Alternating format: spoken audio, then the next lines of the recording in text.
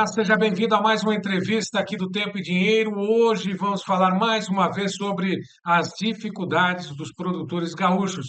Primeiro com o clima, depois com a produção e principalmente com relação aos recursos que deveriam ser disponibilizados aos produtores que têm enfrentado safras, né, perdas, né, sucessivas nos últimos anos. Para a Tapera, nós vamos agora conversar com o presidente da ProSoja Rio Grande do Sul, Irineu Hort, que já está conosco, a quem agradeço a participação. Prazer em tê-lo conosco aqui no Tempo e Dinheiro, presidente.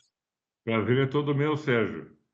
Bom, começo falando exatamente sobre a principal notícia do dia. Não há dinheiro para os produtores do Rio Grande do Sul, pelo menos por parte do governo federal, é isso, presidente? Mais ou menos isso, pelo menos é o que aconteceu nas reuniões que os líderes do agro do Rio Grande do Sul, junto com o senador Luiz Carlos Reins e com o senador Mourão, além do deputado Pedro Westphalen e também do deputado Heitor Chu, junto com os presidentes de todas as entidades ligadas ao agro, desde o pequeno, médio até grande produtor, cerealistas e cooperativas. E a reunião, a princípio, era para ser com o ministro Haddad, mas ele, pela segunda vez, adiou de última hora. O pessoal já estava em Brasília. Nós fizemos uma reunião com a equipe técnica do Ministério da Fazenda pela manhã e à tarde no MDA, né? Infelizmente, o pessoal da área técnica impõe muitos empecilhos para conseguir atender o Rio Grande. Uma das alegações é de que já se passou muito recurso para o Rio Grande e que a situação, ele olhando as planilhas dos bancos, não é tão grave assim, né? Daí, uma das posições, que o endividamento no Rio Grande do Sul é um dos menores do país na área agrícola. E nós colocamos isso, é um fato. Os índices são baixos porque o pessoal prorrogou a dívida do ano passado para cá. Mas este ano não tem safra para todos e o preço é baixo. A dívida vai ter que ser prolongada novamente. O pessoal não vai ter recursos para atender aquelas renegociações feitas. Então, a impressão que você tem é que eles primeiro querem ver o problema chegar no banco, para daí pensar em estudar a solução. Enquanto que nós, gaúchos, a partir do governador do estado e também das entidades, já estamos preocupados há mais tempo, há 30, 60 dias, quando já se previa uma safra muito ruim, né? E o preço da soja também não está naquela expectativa inicial que o pessoal tinha.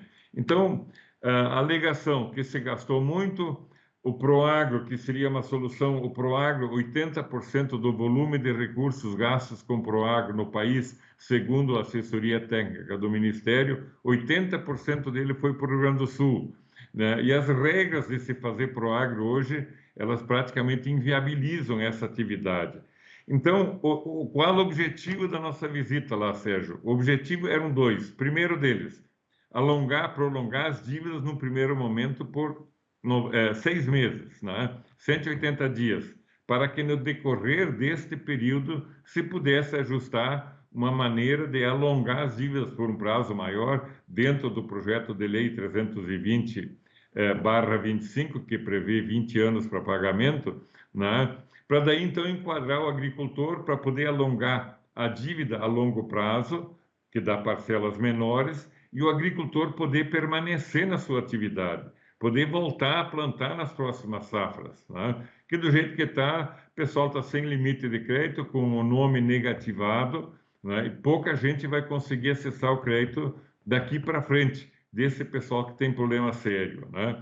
Então, a alegação essa de que tem gente que tem condições de pagar e não paga, tem gente que tem produto guardado e não quer vender para gastar com pagamento de dívida, esta é a desculpa que sempre o Ministério tem apresentado. E o outro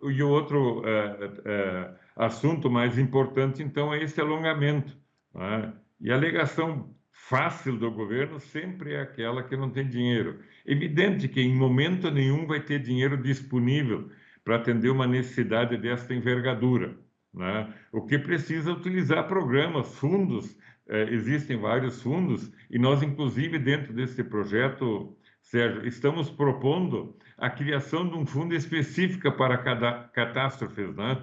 Então, que se forme fundos para o futuro. Mas tudo isso o pessoal da área técnica olha com muita dificuldade. Lá no mapa, nós tivemos à tarde, o pessoal já é um pouco mais acessível, a alegação lá é de que, em função desse projeto de lei, os outros estados estão também aguardando para pagar suas contas, na expectativa de que possa sair a securitização, eles pegar um dinheiro mais barato e segurar as eventuais sobras para fazer outros investimentos, outros negócios, e que para isso, logicamente, não teria recursos. Mas nós colocamos bem claro, existem dentro deste projeto de lei mecanismos que limitam a liberação de recursos, né?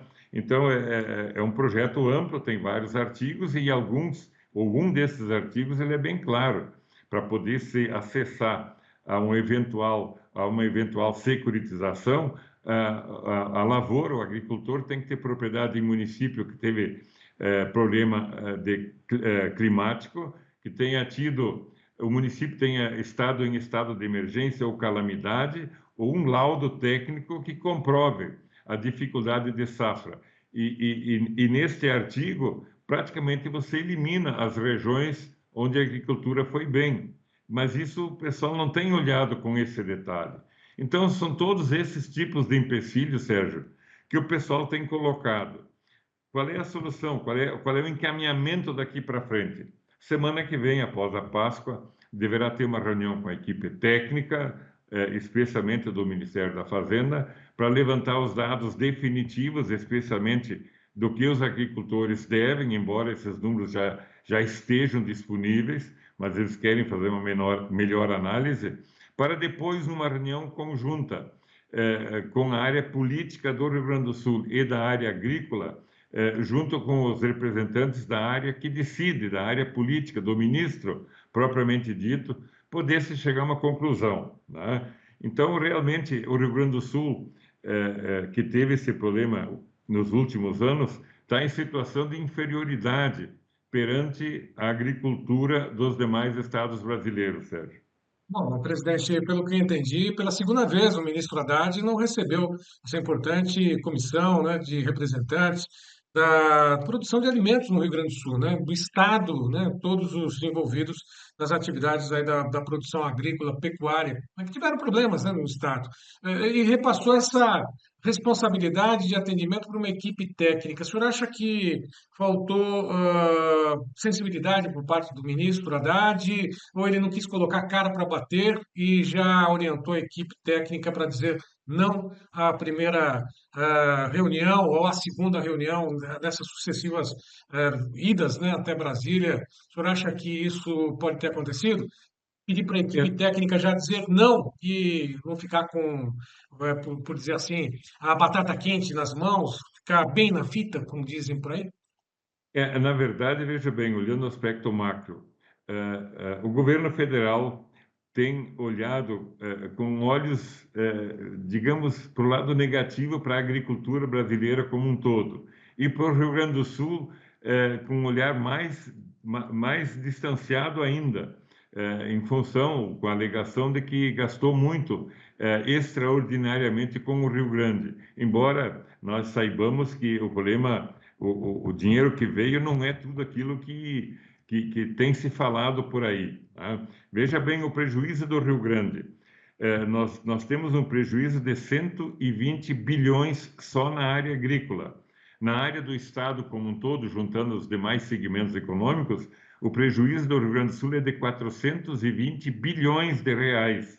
É um PIB completo da Bahia. Isto nós perdemos aqui em 5 anos, em 5 safras, só no setor agrário e na extensão desse setor. E muitas pessoas do governo não querem olhar isso ou imaginam que esse problema é do Rio Grande e não do Brasil, quando na verdade todos nós sabemos que a agricultura brasileira nasceu a partir do Rio Grande do Sul.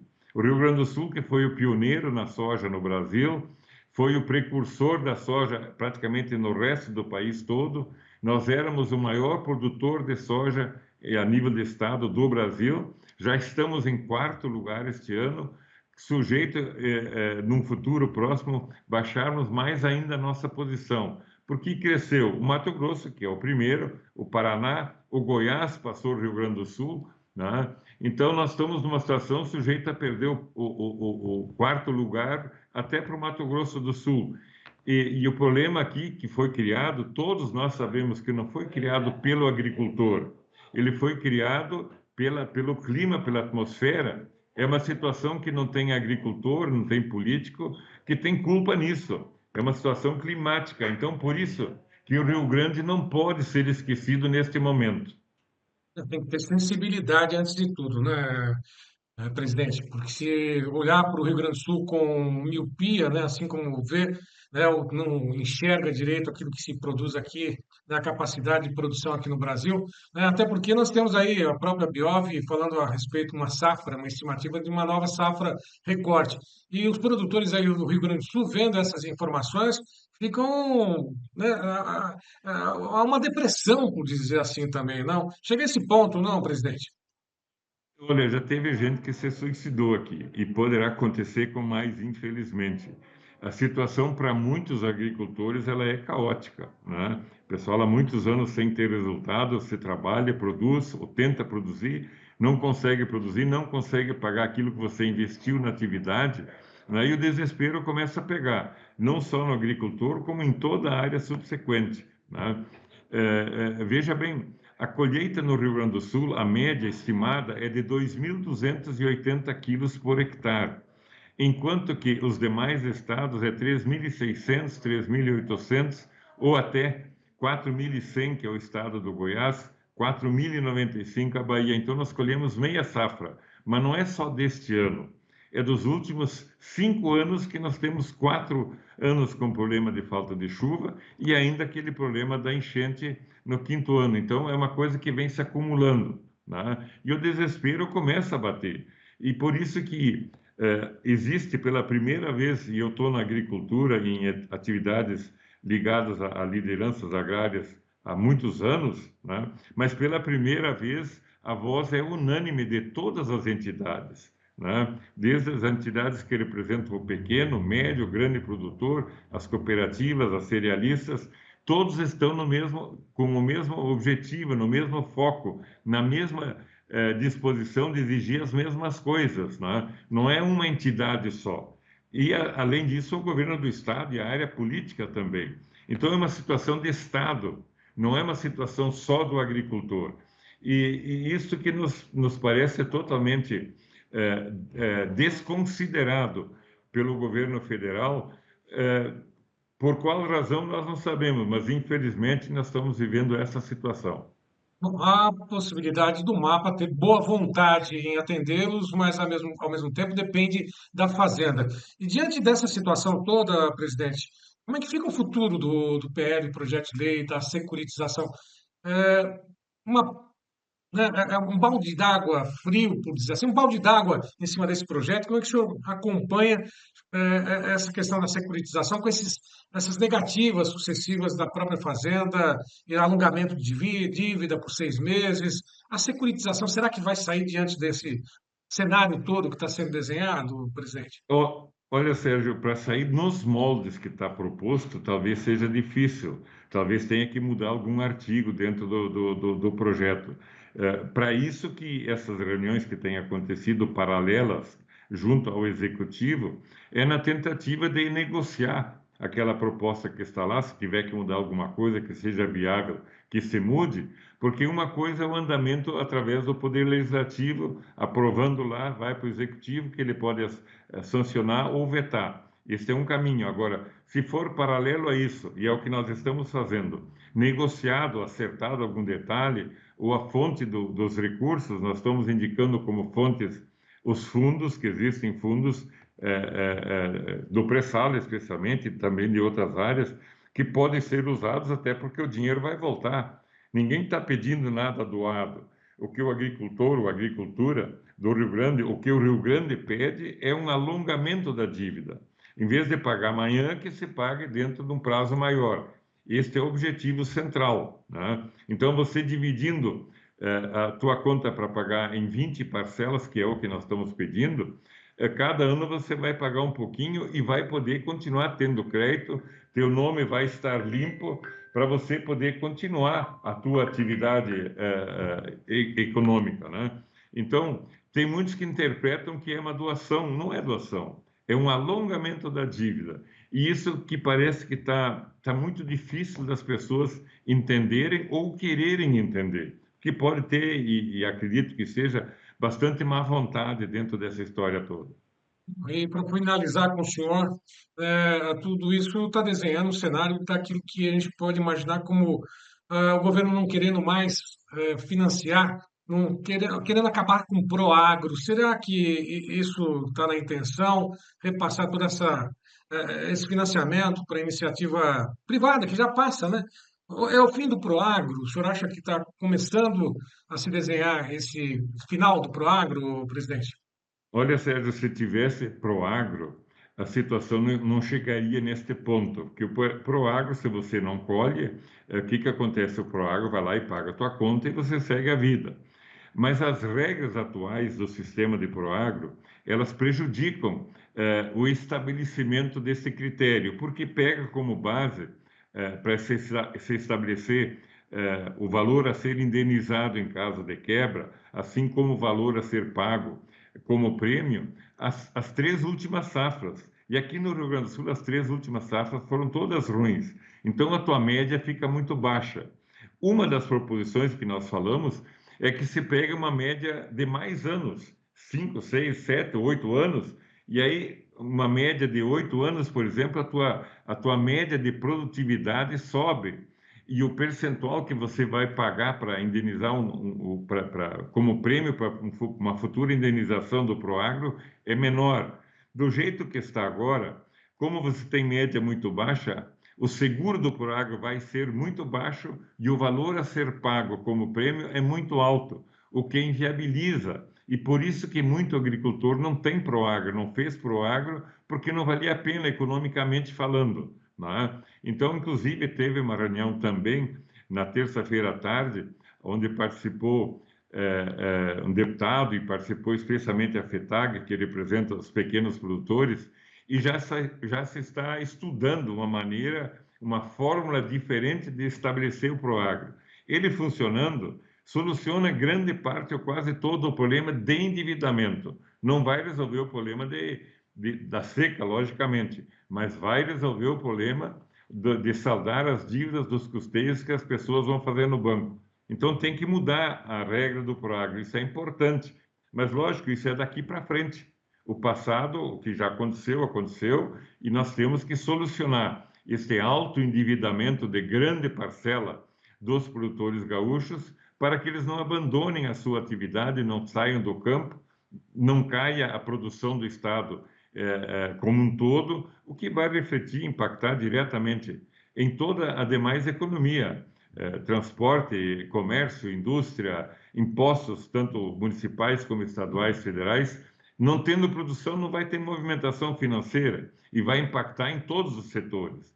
Então, inclusive, essa solicitação de alongamento das dívidas é uma coisa que interessa, lógico, prioritariamente para quem está no campo, mas interessa ao Estado do Rio Grande do Sul. É um problema de Estado, não é um problema somente do agricultor ou de quem está em volta, que são cerealistas, são cooperativas, são comerciantes, postos de combustível, transporte e assim por diante. Até as fábricas de insumos, de fornecedores de insumos ficam afetadas. Então, por isso que eu estou dizendo, é um problema de Estado e se não for encaminhado uma solução viável, o Rio Grande vai afundar cada vez mais. Infelizmente. Para finalizar com o senhor, quais são os próximos passos? Alguma reunião marcada para a semana que vem?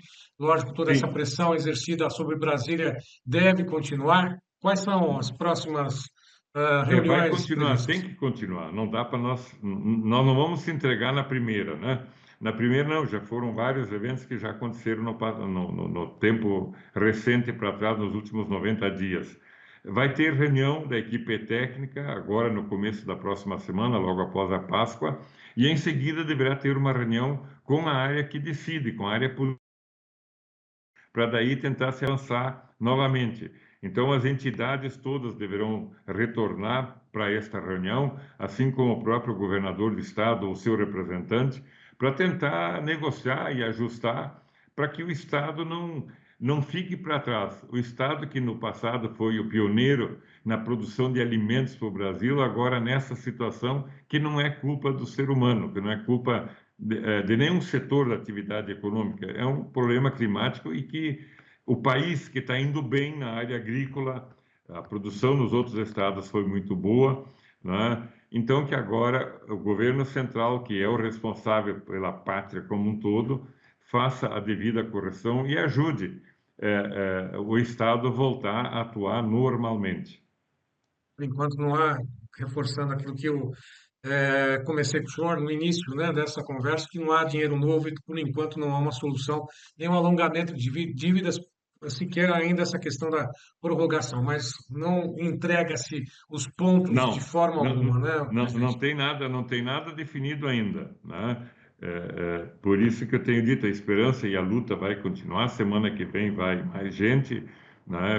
Vai ter essa reunião técnica para depois, com mais informações, embora já se tenha todas, que o governo decida por uma solução, usando, se não tem recursos, como a gente acredita que não tenha, mas utilizando esses fundos que estão aí rendendo talvez menos do que possam render você investindo naquilo que vai dar resultado logo ali na frente, porque na agricultura você põe na terra os ingredientes necessários para produzir em 120, 90, 120, 150 dias, dependendo da cultura, você já tem resultado, né? Lógico, o resultado em uma safra só ou duas não paga mais aquilo que está pendente de muitos anos. Por isso que o prazo para pagamento tem que ser um prazo de mais tempo. E, Neuort, mais uma vez, muito obrigado pela participação do senhor conosco aqui no Tempo e Dinheiro. De qualquer forma, nós desejamos a todos, em nome do senhor, em seu nome, a todos os produtores gaúchos que nos acompanham agora, que tenham pelo menos essa sexta-feira de reflexão, de muita fé, uma Páscoa de renovação. Quem sabe se essa renovação não acontece principalmente com a solução desses problemas. Mais uma vez, obrigado pela participação do senhor conosco. Um grande Tá abraço. bom? Muito obrigado. Eu também aproveito para desejar a todos uma feliz e abençoada Páscoa e que o Cristo que ressuscitará dentro dessa comemoração possa iluminar a mente de quem efetivamente tenha que decidir e possamos fazer com que a coisa volte a andar normalmente no nosso Rio Grande do Sul. Muito obrigado. Obrigado, senhor. Estamos na torcida aqui também. Bom, e a todos que estiveram conosco, mais uma vez, meu muito obrigado. E lembro sempre que você pode acessar todas essas informações, entrevistas especiais no site, nas mídias sociais do Tempo e Dinheiro. Vá lá, curta, comente, compartilhe, se inscreva. É importantíssimo que você faça essa inscrição também e faça parte do Clube de Assinantes do Tempo e Dinheiro. 7 dias de graça, depois você vai fazer parte desse seleto clube de produtores mais bem informados desse nosso Brasil. A todos que estiveram conosco, mais uma vez, meu muito obrigado. Uma excelente Páscoa a todos e até a próxima.